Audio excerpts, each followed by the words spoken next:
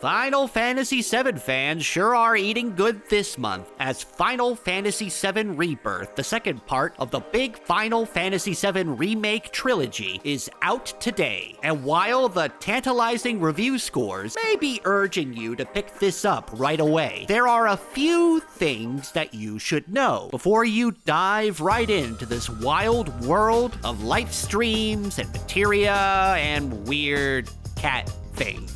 First off, and this is a big one, for the love of God, play the first part of this series, Final Fantasy VII Remake. Because if you don't, and you decide to just jump right into the second part of a trilogy, you are going to be so confused. This is a Final Fantasy VII series, which means that it is dense with lore and character backstories and weird crap. So skipping the first part and going straight into the second is probably going to leave you with a lot of questions, like what the hell is the deal with the weird guy with the gray hair? Hell, I'd even recommend going back and playing the original game if you can, as all of this is based on that, although I can understand if most sane people don't have time to go back and play a 60-hour RPG from 1997. So at least learning a bit about that game and then playing through Remake is almost essential to make it through the story of Rebirth. At bare minimum, check out my video that's up on the channel right now that recaps the major story events of Final Fantasy VII Remake and mentions possible returning characters that may play a role in Rebirth.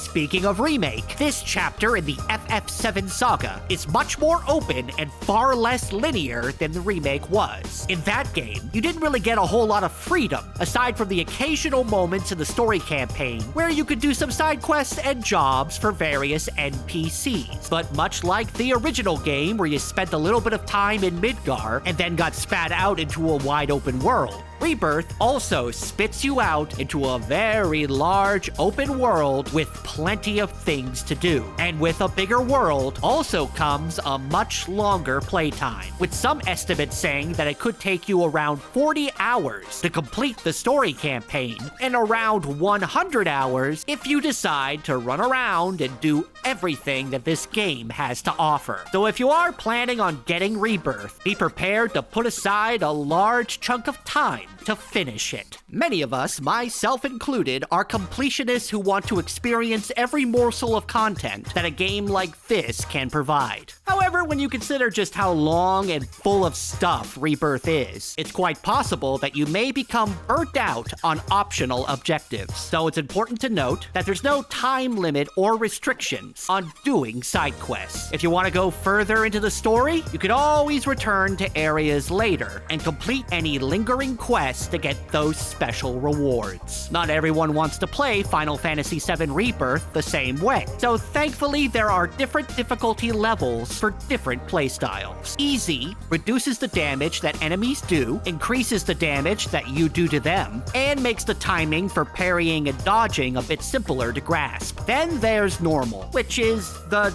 normal difficulty. That one pretty much explains itself. Then there's the new difficulty option called Dynamic, which is similar to normal, except that the level of the enemy scales with the level of your party. So even when you return to earlier areas, enemies will still be challenging, despite you being at level 50 or whatever. And as with Remake, hard difficulty isn't available until after you've beaten the game. So if you're looking for a real challenge, you gotta beat the campaign first. Finally, in Rebirth, your party is much larger with the addition of characters like Red 13, Yuffie, and Kate Synth. While you may become comfortable with one party, it's not a bad idea to occasionally swap out party members so you can become familiar with their abilities. Much like the previous game, there will be sections of the campaign where your party will get split up, which means if you really like playing Tifa, too bad. She'll be gone and you'll be stuck with Kate Synth. So make sure to change things up from time to time, or you'll be stuck floundering around in certain missions trying to figure out how Red 13 works. For more Final Fantasy VII Rebirth news and guides, be sure to check out thegamer.com.